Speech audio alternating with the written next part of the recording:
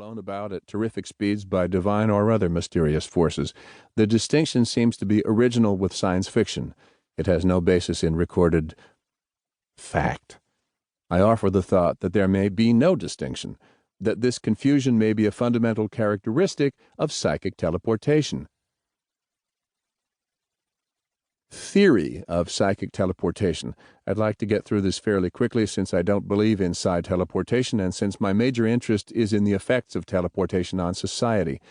1. Consider the following theory. A man in deadly danger would learn to teleport in order to save his life. I can remember 2 novels in which the idea was crucial, Jack of Eagles by James Blish and The Star's My Destination by Alfred Bester. The idea is simply to point a gun at a man's head and fire. 1 time out of 1,000 he will frantically teleport out of the way of the bullet and you will have a teleport. Forget it! There has been too much opportunity for it. Violent death has occurred since man was definably man. How many have learned to teleport in time to save their lives? Too few to be noticed. But there's another flaw in the theory. Psychic powers are notoriously undependable. Experience says that when the ability to teleport is most needed, that's when it won't show up. 2. My prejudice against teleportation has a valid basis. I haven't seen it in action. Science has existed on Earth for, depending on how you define science, between a couple of centuries and a few millennia. We can't yet build a hardware-type teleport system, but psi powers, if they exist at all, have been around since man was definably human. If teleportation is both possible and useful, we should have been using it since man moved into the Nile Valley, and we would never have given it up. If teleportation is both possible and useful, we conclude either that teleportation is not possible or that it kills those who possess the gift before they can demonstrate it to anyone. Both are possible. Consider Bester's Blue Jaunt. A man in a panic, drowning, teleports without considering where he's going. He ends up inside a wall. Boom! Bad trip.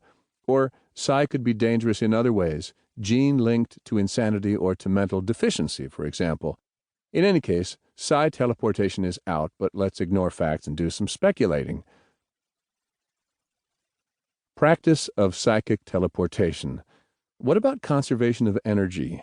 What of conservation of momentum? These questions are not idle. Stones did not stop falling when Einstein published a new theory of gravitation. The old laws hold. New laws of physics usually apply only to new areas of observation.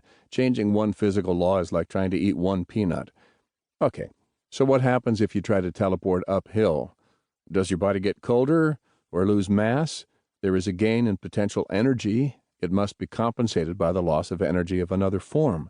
Suppose I were to teleport to Kerguelen Island.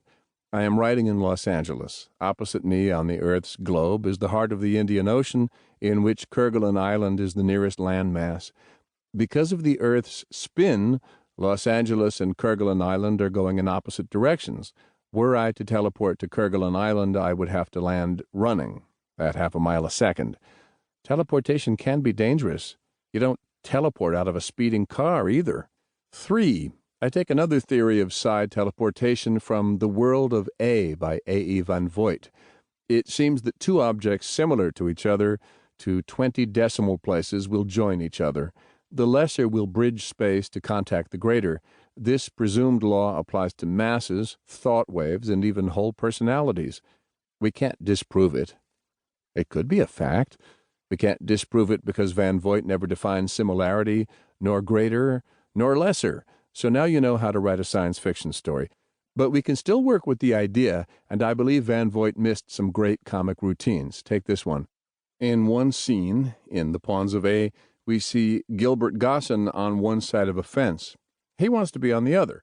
So he looks at a piece of land just beyond the fence, and with the power of his extraordinary brain, he tunes himself to that piece of land, adjusting his own atomic makeup to a similarity of within 20 decimal places. Now, 20 decimal places is pretty finicky. Gosson must get within that range, but he must also make sure that he will be the lesser of the pair and not the greater. One slightest slip. So he makes the bridge, and 0.5 ton of earth descends on him. I don't believe in psychic teleportation, but I could be wrong. So, we will assume that it is possible for nearly any